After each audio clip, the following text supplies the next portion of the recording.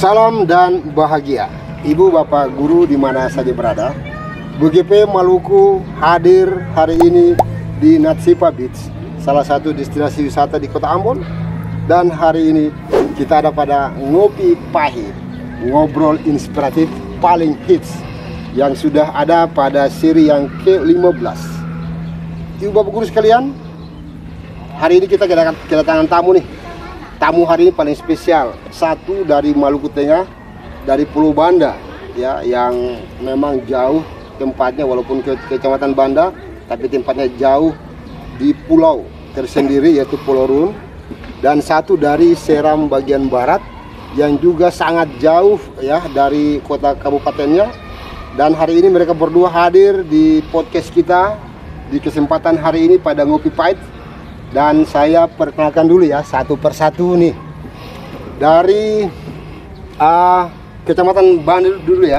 Silakan Pak memperkenalkan diri Bapak sebagai seorang kepala sekolah penggerak. Terima kasih. Salam sehat, salam bahagia. Assalamualaikum warahmatullahi wabarakatuh. Nama saya Abdullah Haris Tarmin. Saya berasal dari Kecamatan Banda, SMP Negeri 82 Maluku Tengah. Salam sehat. Oke, Bapak Haris ini ternyata masih sedikit trauma dengan Laut Banda kemarin. Ya, kita kembali ke Ucal ya, Pak Ucal, yang panggilannya Pak Ucal. Silakan Pak diperkenalkan buat sahabat BGP di rumah, para pemirsa sekalian, untuk Bapak yang dari Seram bagian barat. Oke, baik. Assalamualaikum warahmatullahi wabarakatuh. Selamat sore. Salam Merdeka Belajar. Perkenalkan, nama saya Mustafa Ode. Saya kepala sekolah dari SD Impres Ani, Kecamatan Huamual, Kabupaten Seram bagian barat. Oke. Saya termasuk sekolah penggerak angkatan kedua. Terima kasih. Keduanya angkatan kedua ya, satu SD, Ya. satu SMP. Wow, ini luar biasa nih. Kita kolaborasi hari ini Bapak Ibu sekalian, sahabat BGP di Maluku yang ada di rumah. Saya mau bincang-bincang santai dulu Pak ya. Kita ngobrol santai tapi inspiratif, yang hits betul tentang sekolah penggerak yang bapak-bapak berdua sudah lakoni, walaupun baru di 6 bulan belakangan ini ya. Saya mau tanya dulu Pak. Saya mulai dari mana kamu kan? Pak Ucal dulu, Pak Ucal. Nah ini kita mulai SD kamu kan ya? SD duluan. Pak Ucal nih. Panggilan Pak Ucal kan? Iya, Pak Mucal, Pak Mucal. Ya. Nah, Bapak ini sejak Bapak ditetapkan ya sebagai kepala sekolah penggerak, saya mau tanya dulu Pak, perasaan dulu ya, karena ini kita butuh perasaan dulu ya untuk mendapatkan sesuatu yang lumayan, maka kita perlu perasaan. Silakan Pak, perasaan Bapak sebagai kepala sekolah yang ditetapkan sebagai kepala sekolah penggerak Pak. Mau diceritakan Pak buat teman-teman sahabat BGP Maluku Pak. Silakan Pak. Iya. Jadi kalau ditanya mengenai perasaan, pastinya sangat senang Pak. Wow. Karena jujur saja, sebelum saya mengikuti mengikuti seleksi sekolah penggerak, itu saya terinspirasi dari teman-teman yang sudah duluan mengikuti guru penggerak. Berarti ini terinspirasi. Iya, apa yang berbau penggerak. Iya. Jadi saya perasaan saya itu ingin seperti mereka begitu. Artinya bisa berkolaborasi. Iya, bisa berkolaborasi, bisa menjadi katalis ke depannya begitu. Katalis. Nah, kemudian saya mencoba untuk mengikuti fasilitator atau pelatih ahli. Pernah waktu ikut juga ya? Pernah ikut juga, cuman tidak lolos pada saat itu. Iya, kemungkinan pengetahuan atau kemampuan saya juga mungkin belum dirasa oleh. Artinya takdirnya bukan ke situ. Iya, takdir maksud, dan dirasa mungkin belum cukup lah, makanya. Iya. Tetapi itu tidak menghentikan langkah saya untuk harus terlibat di penggerak-penggerak itu, di program penggerak. berjuang ya. Nah, setelah itu pas muncul program sekolah penggerak, dan itu sudah angkatan kedua. Oh iya, kedua. Nah, angkatan pertama saya terlambat. Saya tidak tahu itu bukanya kapan, tutupnya kapan. Nah, nanti saya tahu dari media bahwa sudah ada pendaftaran angkatan pertama. Nah, saya merasa terlambat itu sebenarnya. Semangat juga ya? Iya, saya tidak putus semangat. Saya ikut.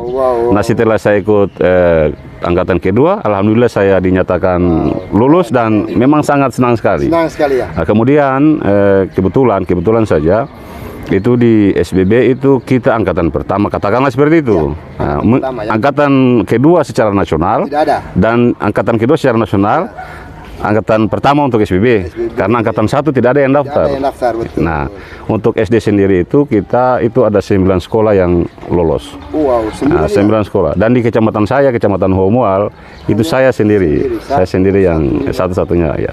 Wow, Itu, sahabat Pak. BGP, itulah perasaan Bapak Ucel ya, yang betul-betul beliau punya semangat juang yang tinggi tanpa putus asa walaupun fasilitator tidak lolos. Di antara itu ada pendaftaran sekolah penggerak, beliau maju lagi, hebat juga. Nah, saya kembali ke Pak Haris ini. Saya dengar-dengar Pak Haris ya, ini beliau ini sudah pernah mengikuti 1 kali, tapi tak lulus. Nah, coba diceritakan Pak, perasaan Bapak Pak, silakan Pak. Baik, terima kasih sahabat BGP semuanya. Perasaan saya hari ini luar biasa, merupakan satu inspirasi yang sangat-sangat luar biasa. Dan saya bisa mengatakan wow untuk sekolah penggerak. Wow. Angkatan pertama bagaimana Pak? Ya, Ceritakan Pak. Tapi tidak perasaan kecewa saya, kan? pada saat melaksanakan proses perekrutan sekolah penggerak, saya sudah mengikuti dari tahap awal angkatan 1 dari Kecamatan Banda. Saya SMP sama Pak Nurdi juga. Oh iya. Tapi Bapak start sampai akhir gitu ya. Ya, tapi ya karena sekolah penggerak ini merupakan satu inspirasi, saya coba terus dan melanjutkan ke angkatan kedua, dan alhamdulillah saya merupakan peluang yang bagus. Saya bisa mendapatkan hasil yang cukup memuaskan, dan saya bersyukur bahwa sekolah penggerak ini merupakan program nasional yang mana saya bisa dapat lolos. Walaupun saya kalau dilihat dari secara geografi, saya ini berada di daerah yang sangat-sangat terpencil. Oh Karena daerah saya itu Desa Pulau Run, Kecamatan Banda itu pada daerah 3T. 3T ya Pak ya, Kita 3T. bisa berbuat. Pada intinya jangan kita mengkecilkan hati, karena di daerah 3T atau di daerah terpencil jangan kita selalu pada posisi tersudut, karena dengan merdeka belajar kita bisa berbuat apa saja untuk pengembangan pendidikan ke depannya. Iya. Saya dengar juga kemarin Bapak pada saat PMO juga pelaksanaannya daring itu di hutan ya? Iya. Ini coba diceritakan Pak. Ya, terima Waduh, kasih. ini.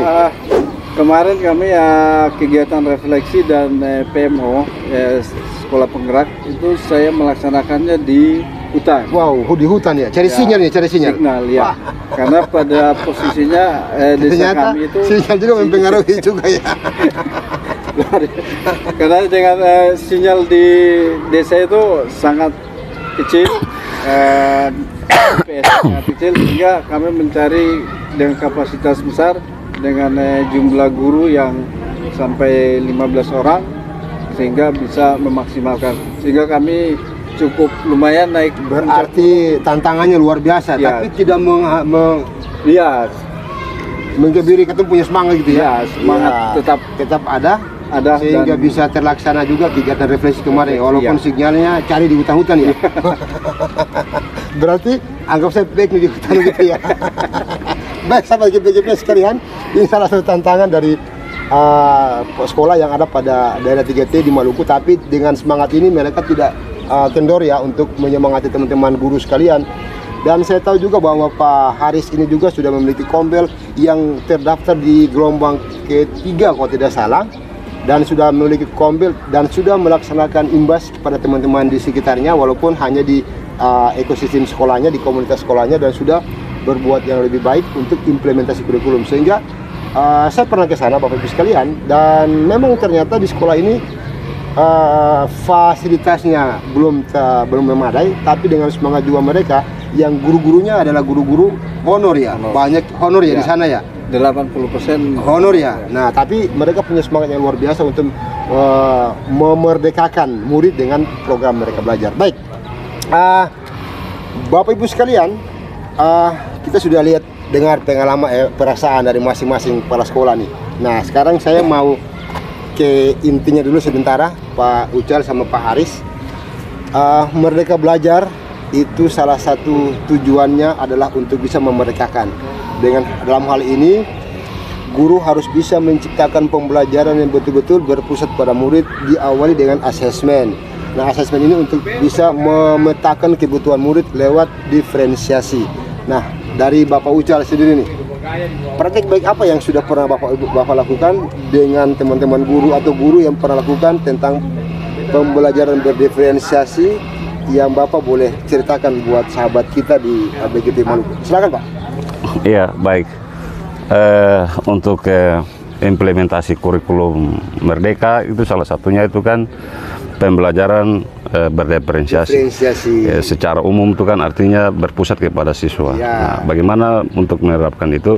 Dan sebelum kita mulai dari di proses pembelajaran kan ada beberapa tahapan yang kita ikuti dalam sekolah penggerak. Yang pertama kita mulai dari PKP, kemudian IHT, lalu kemudian ada kegiatan-kegiatan penguatan untuk guru itu sendiri. Nah, penerapan pembelajaran berdiferensiasi itu di kelas, beberapa pelatihan juga saya lakukan secara mandiri kepada guru-guru. Bagaimana merancang pembelajaran di dalam kelas secara berdiferensiasi. Pada saat siswa dalam satu kelas itu sebelum memulai pembelajaran, guru wajib melakukan asesmen diagnostik. Nah, tujuannya untuk memetakan siswa. Siswa mana yang dianggap mampu, siswa mana yang dianggap kurang mampu dan di bawah itu. Nah, setelah itulah maka setelah hasil pemetaan siswa itu, kemudian guru merancang pembelajaran. Salah satunya yaitu modul pembelajaran. Nah, dari modul ajar itu kemudian dimasukkanlah langkah-langkah untuk mengantisipasi siswa tadi. Jadi pembelajaran tidak secara menyeluruh untuk siswa di fase itu. Nah, ada beberapa pembelajaran khusus kepada siswa yang dianggap belum mencapai fase itu meskipun mereka sudah duduk di fase itu. Nah, itu yang sudah saya terapkan di sekolah. Artinya sebelum adanya Merdeka Belajar dan sesudah ada Merdeka Belajar, bagaimana Bapak melihat guru-guru Bapak di sekolah dengan pembelajaran diferensiasi ini yang tadinya tidak bisa menjadi bisa? Bisa diceritakan, Pak, siswanya seperti apa, Pak? Oke, baik. Sebelum penerapan kurikulum Merdeka Belajar terkhusus untuk pembelajaran berdiferensiasi sebelumnya kan tidak diperkenalkan. Jadi guru pada saat itu yang sebelum Merdeka Belajar, guru mengajar itu sama. Guru mengajar, guru menganggap bahwa semua siswa itu sama. Nah, ketika siswa yang lemah tadi dia ajarkan dengan materi yang sama dengan siswa yang lebih mampu, kadangkala tuh guru sering marah kepada siswa yang lemah tadi. Kadangkala. Nah, setelah pembelajaran berdiferensiasi diajarkan, kita pahami, kita pelajari dan kemudian kita kembangkan dalam modul ajar, dalam proses pembelajaran dalam kelas, ternyata beda. Hasilnya berbeda karena fokus pembelajaran diferensiasi yang siswa yang dianggap mempunyai kemampuan itu rendah, maka diajar sesuai dengan kemampuannya, dengan kebutuhan belajarnya pada saat itu. Tidak akan sama dengan siswa yang katakanlah lebih tinggi pengetahuannya dari teman. Ya, Bapak Ibu guru yang ada di rumah, Pak Ucal sudah dengan guru-gurunya betul-betul melaksanakan pembelajaran berdiferensiasi yang berpihak pada murid, dan nanti kita akan lihat ya, ada video-videonya tentang pembelajaran diferensiasi seperti apa. Akan ditampilkan nanti dilihat di sini ya. Oke. Kita kembali buat Pak Haris dulu ya. Gimana Pak dengan pembelajaran diferensiasi yang Bapak lakukan dengan guru-guru di sekolah, Pak? Ya, baik. Terima kasih sahabat BGP yang saya hormati. Pembelajaran diferensiasi yang sudah saya lakukan yaitu saya juga sudah melakukan sama dengan Pak Ucal ya. Kita mulai dari awal, mulai dari DKP sampai ke IHT. Itu sudah kami lakukan sampai ke asesmen diagnosis. Itu kita sudah melakukan sampai juga dalam penyusunan modul ajar. Itu semua kita sudah terapkan, kita jalankan dalam proses pembelajaran. Ada juga yang dalam pembelajaran diferensiasi ini juga sudah melakukan pemetaan. Pemetaan ya, kebutuhan murid ya. Kebutuhan murid, karena murid ini memiliki kemampuan yang berbeda-beda. Itu kita sudah petakan. Lalu kita juga ada pembelajaran juga ada P5-nya, profil pelajar Pancasila, yang di situ juga ada beberapa pemetaan juga sesuai dengan minat dan bakat siswa. Ini semua sudah kita jalankan sesuai dengan standar yang sesuai dengan Merdeka Belajar. Jadi mempunyai kebebasan dan pilihan daripada siswa itu sendiri. Kita sudah menunaikan kebutuhan murid. Ya, artinya bahwa Pak Haris dan Pak Ucer ini pada saat mereka melakukan IHT dengan guru dan melakukan kegiatan itu, guru sudah bisa memulai pembelajaran dengan diferensiasi dan bisa memetakan kebutuhan murid. Akibatnya capaian pembelajaran yang diturunkan oleh guru menjadi TP dan ATP itu sudah berbasis pada diferensiasi. Apalagi dengan melakukan asesmen awal ya. Asesmen awal. Ya. Oke. Sahabat BGP sekalian, ini praktek baik mereka berdua dan kami akan tunggu praktek baik Bapak Ibu sekalian di podcast BGP Maluku. Namun Bapak Ibu sekalian, kita masih ada satu lagi nih. Nah, ini Pak, berdua nih ya, terkait dengan profil pelajar Pancasila P3 dan bagaimana penguatannya untuk Bapak berdua yang sudah Bapak lakukan di sekolah. Saya mulai dari mana kamu kan nih? Mau saya atau Pak? Tadi kan sudah di sini, giliran lah kita Pak. Ya, terima kasih.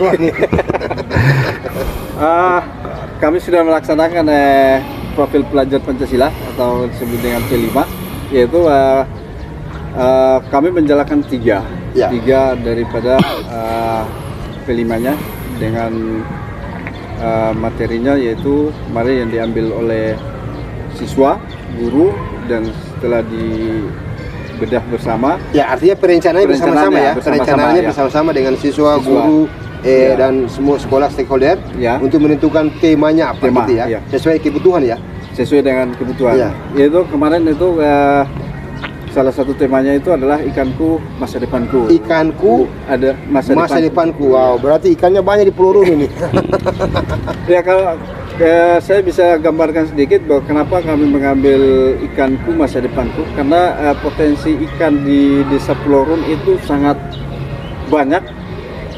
Yang kedua, dari hasil ikan itu,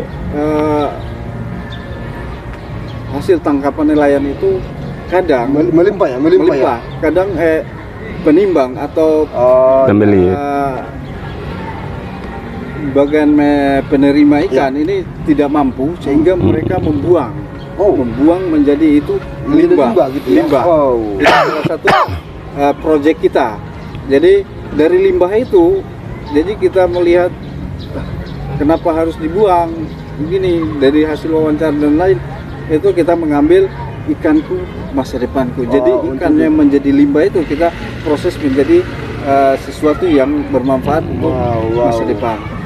Mungkin yang sudah dibuat gitu ya. Ya, insya Allah mudah-mudahan nanti akan ditampilkan ya, sahabat BGP sekalian.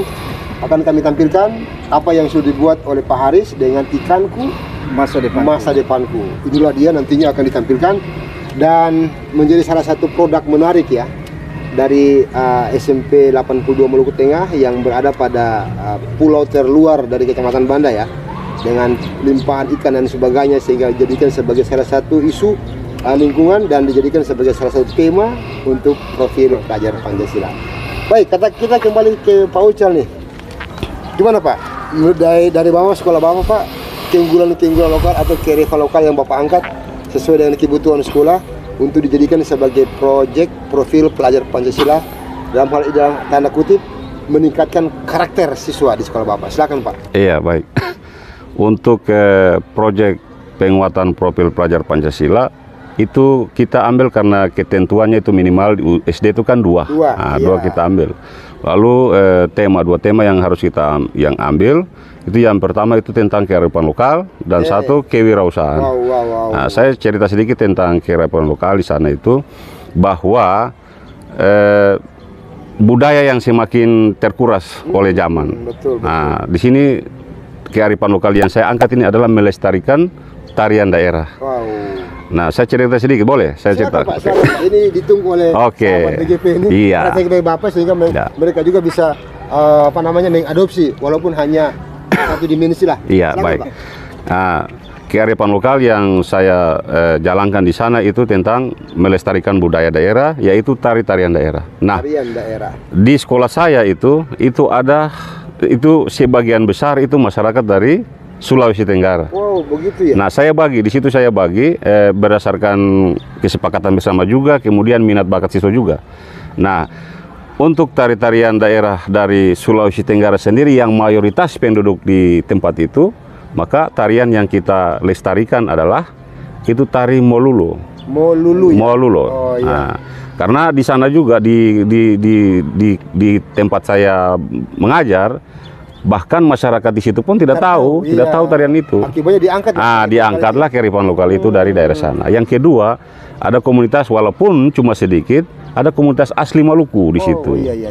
Dari Maluku Tenggara. Oh, gitu ya. Nah, Maluku Tenggara. Perpaduan juga ya. Perpaduan juga. Cuman tidak terlalu, sama Maluku Tenggara. iya, cuma tidak terlalu banyak. Nah, saya menginginkan bahwa siswa yang dari Maluku Tenggara menampilkan atau melestarikan budaya mereka juga. Betul. Nah, budaya yang mereka tampilkan adalah cakalele. Tapi cakalele yang identik dengan suku dari Maluku Tenggara, Kei, itu identik dengan panah, tari panah. Tari panah ya. Kalau Seram Liasi kan parang dan salawaku. Ya. Nah, itu Perpaduan dari perpaduan.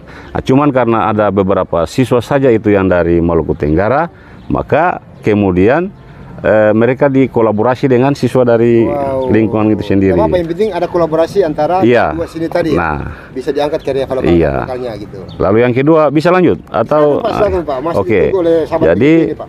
untuk tema yang berikut itu adalah kewirausahaan. Kewirausahaan di sini karena kita setelah mengamati, mengidentifikasi hasil lokal bahwa ada sagu, ada kenari juga, gula merah tentu bisa kita dapatkan di pasar. Pasti ya.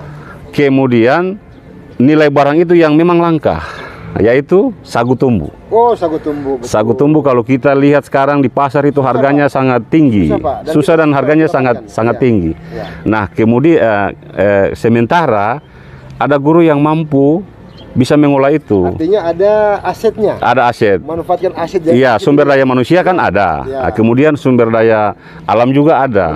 Mendukung. Nah, kemudian karena kita bicara kewirausahaan, berarti ada nilai laba kan di situ. Ya, nah, otomatis kita sepakat di sekolah dari tim project bahwa kita harus buat sagu tumbu. Jadi dengan dimensi yang akan muncul di situ, pasti gotong royongnya, mandiri, itu dan seterusnya. Ya, di situ kemudian dari pembuatan sagu tumbu itu, setelah itu anak-anak diajarkan untuk memasarkan. Karena ini temanya kewirausahaan, mereka diajarkan untuk memasarkan. Pemasaran pertama itu kita lakukan di kios-kios terdekat sekolah. Wow, berarti sudah mulai masuk kepada kewirausahaan untuk jualan. Iya, siswa diajar untuk bagaimana berdiskusi langsung dengan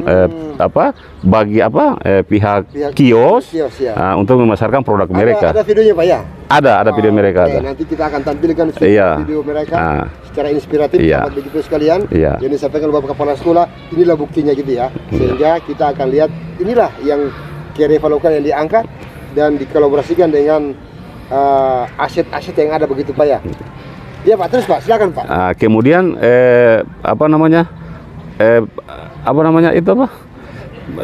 penjualan berikutnya itu pada saat gelar karya. Oh, gelar karya. Nah, setelah gelar karya maka kita perkenalkan kepada orang tua siswa bahwa produk kita ini dari hasil proyek penguatan produk Pancasila. Bapak Ibu silakan harus mengangkat daya semangat ya. Mengangkat semangat dengan cara harus beli. Oh gitu ya. Support anak-anak dengan demikian maka orang tua juga bisa berkolaborasi dalam proses pembelajaran juga. Ini yang dibutuhkan. Itu yang sudah akan muncullah profil atau karakter siswa yang bisa bergotong royong, bisa mandiri gitu kan. Dalam hal ini untuk karakter mereka dalam profil pelajar Pancasila. Ini yang diutamakan sahabat begitu sekalian, diutamakan oleh pendidikan Merdeka Belajar, guru dan siswa, orang tua berkolaborasi untuk membangun karakter murid lewat kegiatan-kegiatan yang betul-betul murid bisa mengenal dan bisa menjadi salah satu tanda kutip keterampilan, skill mereka, skill yang susah untuk didapatkan. Kalau pengetahuan bisa diikuti dengan skill mereka, sehingga dari kemampuan mereka itulah mereka bisa tampilkan sesuai dengan skill mereka. Ini yang paling hits ya dari ngobrol kita di hari ini. Baik, Bapak Ibu sekalian, teman-teman, kita sudah pada akhir podcast kita, ngobrol inspiratif kita di sore hari ini. Dan ternyata Bapak berdua ini punya kolaborasi sangat lumayan, sangat bagus sekali ya. Kita tunggu tampilan-tampilan Bapak Ibu sekalian di podcast kita. Namun sebelum kita berakhir, Bapak Ibu sekalian, saya mintakan dulu Bapak Mucal dan Bapak Haris punya closing statement untuk kegiatan kita di sore hari ini. Bapak Aris duluan. Oh, Pak Haris duluan lagi ya. Iya ya. Silakan Pak Haris. Terima Silakan kasih. di closing statementnya. Sahabat BGP yang saya hormati, salam dari saya. Mari kita selalu meningkatkan merdeka belajar. Oke, itu closing statement dari Pak Haris ya, yang walaupun hanya 2 kata, tapi betul-betul membangkitkan semangat dengan closing statementnya. Walaupun jauh dari Pulau Rune, menyeberang ke Pulau Nera dengan waktu 2 jam perjalanan, dengan waktu yang cukup dan ombak yang begitu menghantam, apalagi badai musim sekarang, tapi semangatnya luar biasa, sampai juga di BGP Maluku untuk memberikan salah satu ide terbaiknya.